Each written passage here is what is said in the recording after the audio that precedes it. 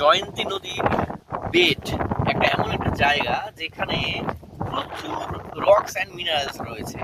এখানে রয়েছে কোয়ারজাইট, রয়েছে ডলোমাইট, রয়েছে হেমাটাইট মিনারেলস, রয়েছে স্যান্ডস্টোন স্যান্ডস্টোন স্যান্ডস্টোন তারপর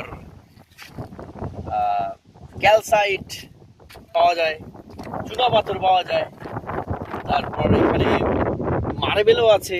প্রচুর পরিমাণে রকস এবং মিনারেলসের ভান্ডার হচ্ছে আমাদের এই জয়ন্তী।